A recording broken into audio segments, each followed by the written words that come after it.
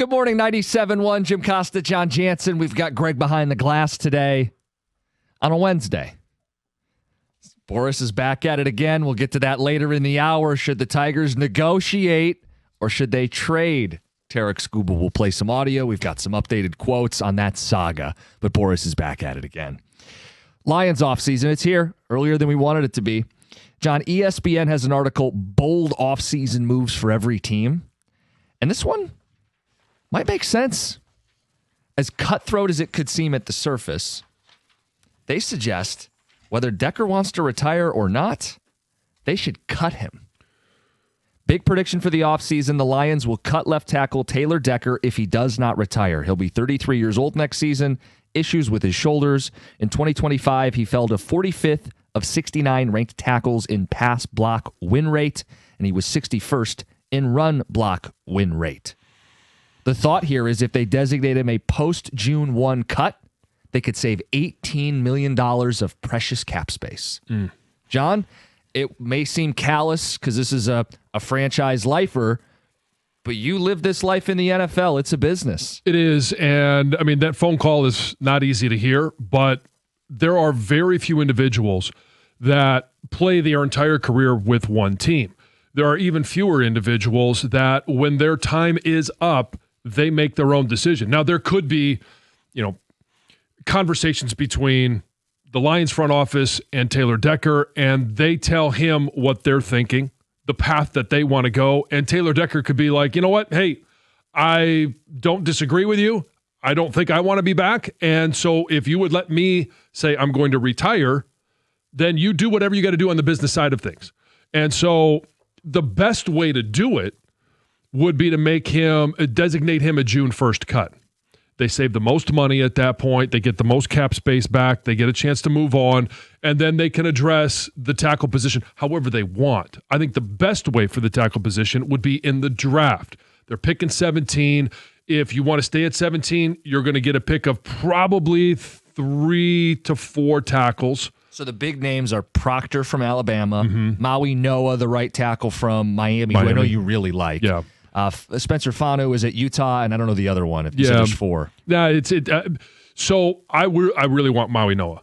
And the reason I think he is a good fit, one, I think he's the best of the 3, which probably means he's not there at 17. Go straight up. But yes, and I think because he plays right tackle.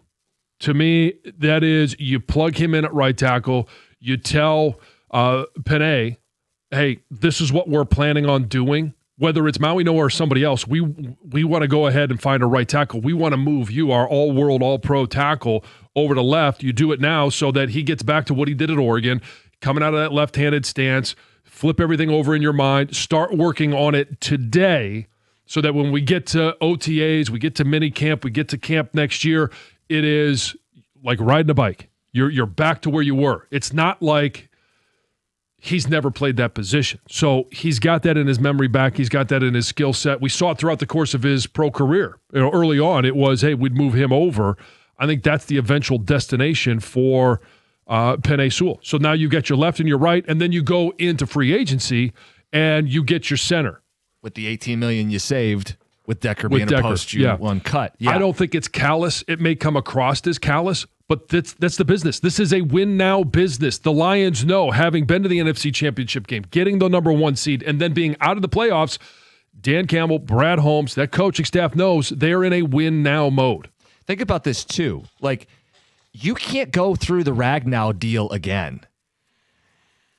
You got to be proactive on this.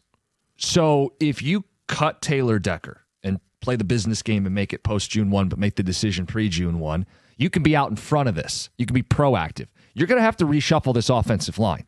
If you can spend his money on a proven center and still get a premier tackle in the first, you've really done a number to replace your offensive line.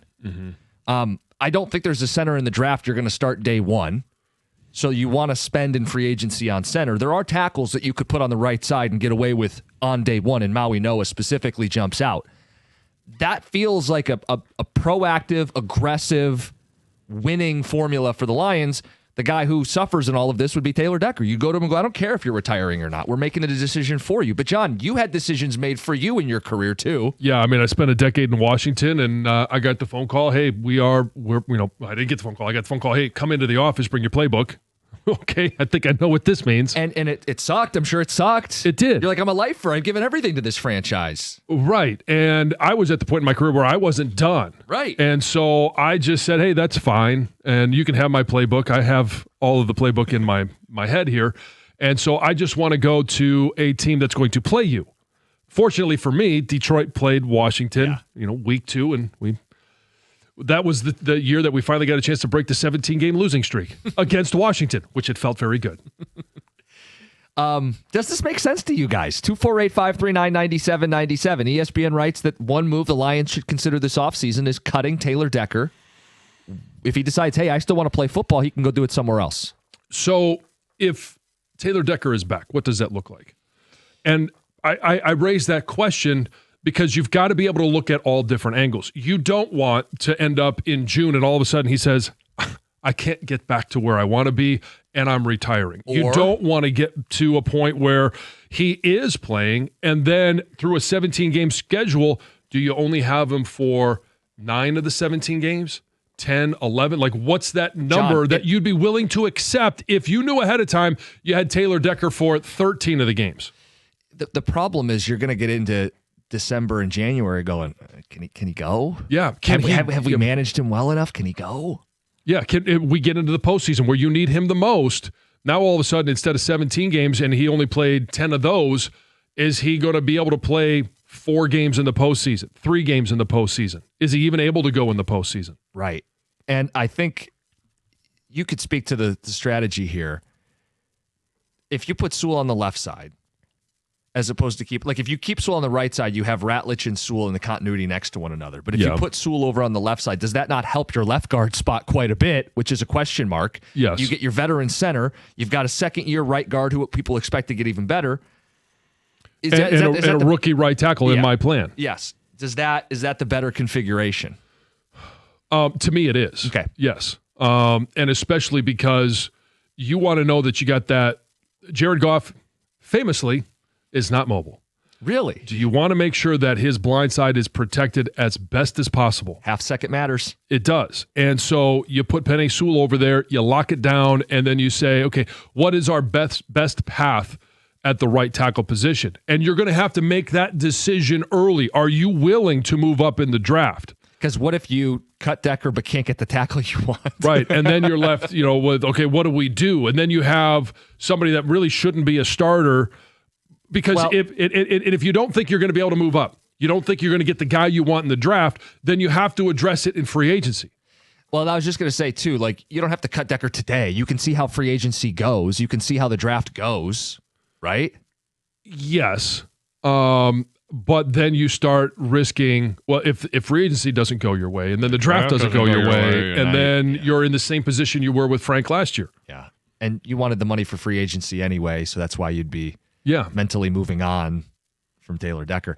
Let's get to the phones, because this is interesting. This is a guy who's been a warrior for this team, but he is publicly contemplating retirement. There's a big savings component. Play has slipped.